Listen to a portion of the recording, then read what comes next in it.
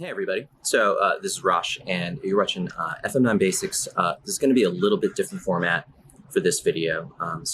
First off, I want to thank everybody for all your kind words regarding all the educational material I've been posting on this YouTube channel as well as the websites that I've had. Especially I want to give a big thanks to all my clients. You guys are really great. So again, a little about me. If you're watching this video, you're probably aware I'm a guitar player and guitar tech out here in the Los Angeles area. I build and program a lot of guitar rigs for a lot of different clients. Some of my clients include Steve Vai, Leppard, Etheridge, Perfect Circle, Bush, and more. And this is a video series I put together to help new and experienced users use all the Fractal products, including the FM9. So you can check it out at fm9basics.com, axefxbasics.com, and fm3basics.com.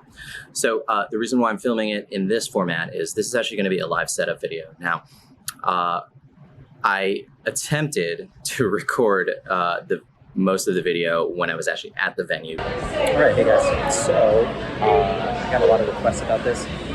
So I want to make a little tutorial for all the requests. Like, hey, how do you do? But upon listening back, the audio is really hard to hear the voiceover. I did my best to try to do it. Did my best to try to clean up the audio. So unfortunately, it's pretty unusable. And however, the other half of the video, I ended up using a lav mic, and so the audio is a little bit clearer, a little bit better.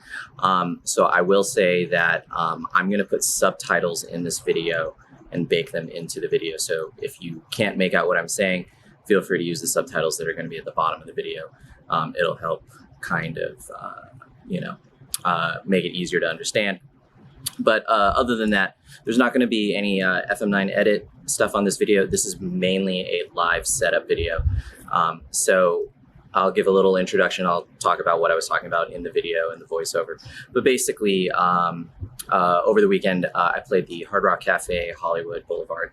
And I just wanted to show a quick setup that I use all the time. But basically, preferred setup that I use when you run a full range flat response speaker and using the multiple outputs of the FM9 to your advantage so that you can use the FM9, send it to your full range cab that's going to have your guitar and only your guitar on it.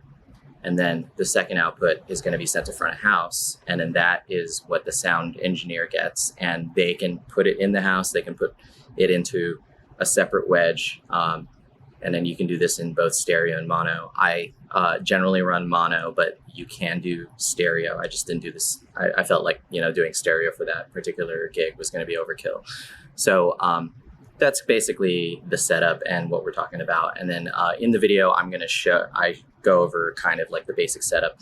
Now, I'm probably going to get a lot of questions about this, but you can also do this with a power amp and a guitar cabinet. So I definitely go over that a little bit in the video.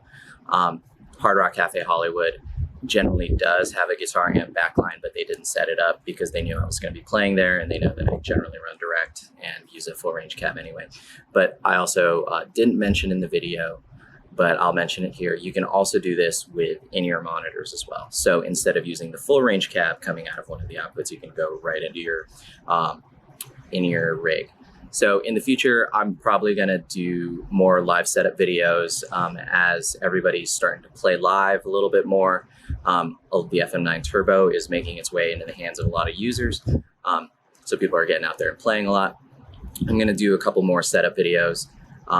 How to, using in-ear monitors, using a full range cabinet, using a backline guitar amp, using a power amp and cabinet, all the different variations you could do. And the great thing about the FM9 is because you have such flexibility on the outputs, you can set up any combination of these things. You can use a full range cab and a traditional guitar cabinet behind you, or you can use a full range flat response speaker with in-ears.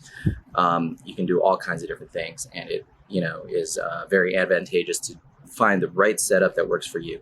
So I'm going to transition from this video into the setup video that I did over the weekend. Hey everybody, so this is the FM9 rig that I have set up here. It's my FM9. You can ignore that pedal. So that pedal is just for turning pages on charts. There's my two expression pedals. One is volume, one is expression. This is an RCF NX12 SMA. And then this is just the house wedge. This is the Hard Rock Cafe's wedge, not my personal wedge. This is a full range flat response wedge that I bring to every gig. And then of course I got my FM9. So I want to show a setup that's pretty common that I would recommend for a lot of clients. So the thing is, I'm running 2 outputs here. This is output 1, and then this is output 2. And I'm running mono. You can run stereo, of course, but I'm running mono. This output 1 goes to my RCF wedge, and then output 2 goes to front of house. Now at sound check, output 2, I play, the front of house engineer says, okay, cool, awesome, sounds great, and then I leave that knob alone. And then output 1 right here, I could turn up or down if I need more guitar volume on stage or whatever. So really convenient if I need to get louder and I just want to turn this wedge up, I just reach down, turn that up. Of course, I can make any adjustments here with my volume pedal, but it's really convenient when all I have to do is just turn this up or down, and only this wedge, which is spitting out guitar, gets louder. This, I can always turn to the front of house engineer and say, hey, I need more vocals or whatever. But now these 2 wedges are basically independent of each other, all controlled with this. So really convenient, and I want to show you guys how to set that up. So if you hit home, you hit setup, and then you go to I/O, you hit enter, and then you're gonna page over to the audio tab right there. So audio, and then if you scroll down, you're gonna see this output configuration. So output 1, copy left, right, I'm running mono right there. And then output 2, you're gonna turn copy output 1 on. So what happens is you get a carbon copy of output 2 and output 1. These are exactly carbon copies of each other because I'm running mono in both. Really convenient. That goes to front of house. That I turn up and down during the gig if I need it, and then make fine adjustments with my volume pedal. So I just want to hip you guys to that. And yeah, so that's a basic setup. Now this leaves output 3 open to send to, you know, a guitar cabinet or power amp if you want, to an in-ear rig, whatever, and that is also independently controlled. And then everything's carbon copies of each other. But if you guys need any help, any one-on-one consultations, I'm always available. Feel free to reach out. You can check out, leave a comment below in the description. And other than that, thank you guys so much for watching this channel. I really appreciate it. And we'll talk soon. Thanks. I'm falling with you. I'm standing with you. Got it all in